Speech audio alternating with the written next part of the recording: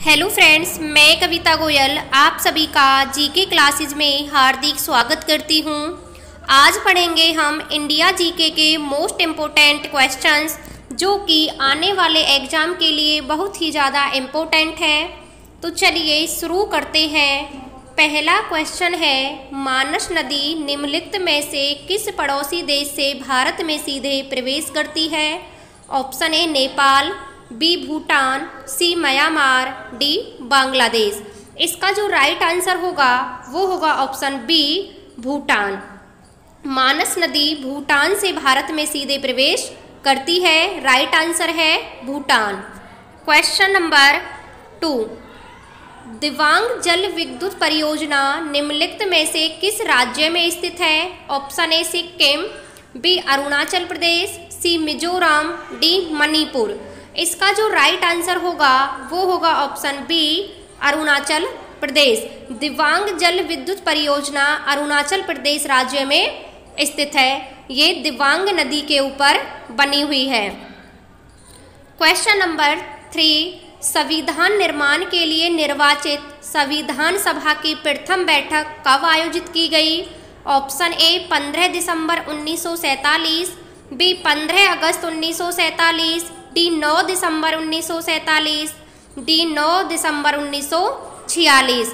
इसका जो right answer होगा वो होगा ऑप्शन डी 9 दिसंबर 1946 को संविधान सभा की प्रथम बैठक हुई, जिसमें श्री सच्चिदानंद सिन्हा को अस्थायी अध्यक्ष चुना गया था।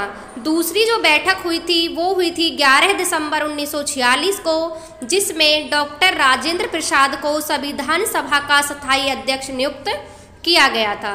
तो इसका राइट आंसर है option D. Question number 4, Polly Umrigar पुरस्कार किस खेल में दिया जाता है? Option A hockey, B badminton, C football, D cricket. इसका जो राइट आंसर होगा वो होगा option D cricket. Polly Umrigar पुरस्कार क्रिकेट खेल में दिया जाता है। क्वेश्चन नंबर 5, आदि पर्व निम्नलिखित में से किस ग्रंथ का भाग है? Option A Samaveda, B Ramayana, C Mahabharata, D Vishnu Purana.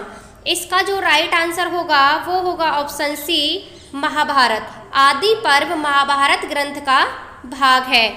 Question number 6, Bankim Chandra Chatterjee ने अपने उपन्यास आनंद मठ में निम्नलिखित में से किस विद्रोह का वर्णन किया है?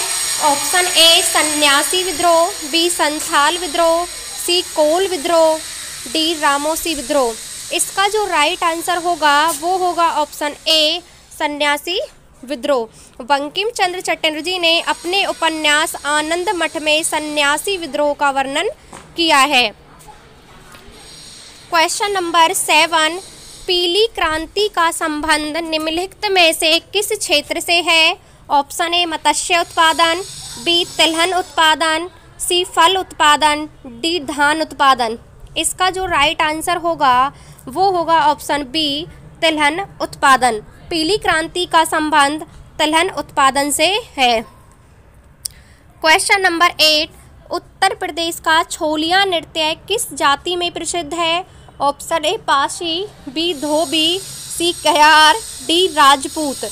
इसका जो राइट आंसर होगा वो होगा ऑप्शन डी राजपूत। उत्तर प्रदेश का छोलिया नृत्य राजपूत जाति में प्रसिद्ध है। क्वेश्चन नंबर 9, खादी व ग्रामोद्योग आयोग की स्थापना किस पंचवर्षीय योजना के दौरान हुई थी? ऑप्शन ए पहली, बी दूसरी, सी तीसरी, डी पांचवी। इसका जो राइट आंसर होगा वो होगा ऑप्शन इसका जो राइट आंसर है वो है ऑप्शन बी दूसरी पंचवर्षीय योजना। दूसरी पंचवर्षीय योजना में खादी व ग्रामोद्योग आयोग की स्थापना की गई थी। क्वेश्चन नंबर 10, उत्तर प्रदेश का मिर्जापुर नगर किस नदी के किनारे स्थित है? Option A Ganga, B Saryu, C Yamuna, D Gomti. इसका जो राइट आंसर होगा वो होगा ऑप्शन ए गंगा। उत्तर प्रदेश का जो मिर्जापुर नगर है वो गंगा नदी के किनारे स्थित है। क्वेश्चन नंबर 11, निम्नलिखित में से किस त्योहार को कार्तिक पूर्णिमा भी कहा जाता है? ऑप्शन ए दशहरा, बी गुरु पूर्णिमा, सी देव दीपावली, डी ओणम। इसका जो राइट आंसर होगा वो होगा ऑप्शन सी देव दीपावली। देव दीपावली को कार्तिक पूर्णिमा भी कहा जाता है। क्वेश्चन नंबर 12, राष्ट्रीय मानव अधिकार आयोग का मुख्यालय कहाँ स्थित है? ऑप्शन ए मुंबई, बी नई दिल्ली, सी कोलकाता, डी बेंगलोर। इसका जो राइट आंसर होगा वो होगा ऑप्शन बी नई दिल्ली। राष्ट्रीय मानव अधिकार आयोग का मुख्यालय नई दिल्ली में स्थित है। क्वेश्चन नंबर 13, निम्नलिखित में से कौन भारतीय संविधान सभा में मौलिक अधिकारों की उप समिति के अध्यक्ष थे? ऑप्शन ए वल्लभ भाई पटेल, बी KM मुंशी, सी अबुल कलाम आज़ाद, डी JB कृपलानी। इसका जो राइट आंसर होगा वो होगा option D JB Kripalani. JB Kripalani भारतीय संविधान सभा में मौलिक अधिकारों की उप समिति के अध्यक्ष थे। क्वेश्चन नंबर 14, मध्यकाल में निम्नलिखित में से अब्दुल रज्जाक किस देश से भारत आया? Option A France, B Morocco, C फारस, डी मिस्र। इसका जो राइट आंसर होगा वो होगा ऑप्शन सी फारस। मध्यकाल में जो रज्जाक थे, अब्दुल रज्जाक, वो फारस देश से आए थे। क्वेश्चन नंबर 15, राष्ट्रीय कृषि व ग्रामीण विकास बैंक का मुख्यालय कहाँ स्थित है? ऑप्शन ए मुंबई, बी नई दिल्ली, सी बेंगलुरु, डी कोलकाता। इसका जो राइट आंसर होगा वो होगा ऑप्शन ए मुंबई। राष्ट्रीय कृषि व ग्रामीण विकास बैंक का मुख्यालय मुंबई में है, जिसे शॉर्ट में नाबार्ड बोला जाता है। ये क्वेश्चन भी पूछ लिया जाता है कि नाबार्ड का मुख्यालय कहाँ है? मुंबई। क्वेश्चन नंबर 17, ग्रेशम का नियम निम्नलिखित में से किससे संबंधित है? ऑप्शन ए उपभोग एवं मांग, बी आपूर्ति एवं मांग, सी मृदा के प्रचलन, डी घाटे की अर्थव्यवस्था।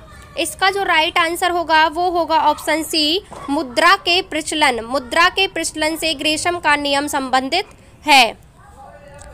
क्वेश्चन नंबर 18, उपन्यास दुर्गेश नंदिनी के लेखक कौन है?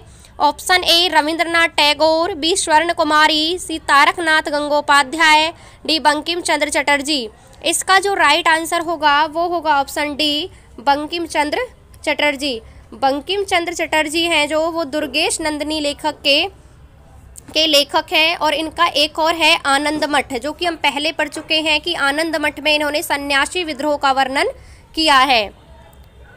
क्वेश्चन नंबर 19, भारतीय राजनीति में 1947 के बाद सर्वाधिक योगदान किस महिला ने दिया? Option A Aruna Asaf Ali, B Rabri Devi, C Tareshwari Devi, D Kamla Rani Singh. इसका जो राइट आंसर होगा वो होगा ऑप्शन ए अरुणा आसिफ अली। इन्हें भारत रत्न से भी सम्मानित किया जा चुका है। अरुणा आसिफ अली पंचकुला की रहने वाली थी, हरियाणा से बिलोंग करती थी और इन्होंने भारतीय राजनीति में 1947 के बाद सर्वाधिक योगदान दिया था। क्वेश्चन नंबर 19, किस वर्ष उड़ीसा बिहार से अलग हुआ? Option A 1930, B 1933, C 1936, D 1937। इसका जो राइट आंसर होगा वो होगा ऑप्शन सी 1936। बिहार है वो उड़ीसा से 1936 में अलग हुआ था। क्वेश्चन नंबर 20, इंदिरा गांधी राष्ट्रीय मानव संग्रहालय कहाँ स्थित है? Option A Guwahati, B Bastar, C Bhopal, D Chennai. इसका जो राइट आंसर होगा वो होगा ऑप्शन सी भोपाल। इंदिरा गांधी राष्ट्रीय मानव संग्रहालय भोपाल में स्थित है। तो ये थे आज के मोस्ट इम्पोर्टेंट 20 क्वेश्चंस। आपको वीडियो कैसी लगी कमेंट बॉक्स में कमेंट करके ज़रूर बताना। Thank you.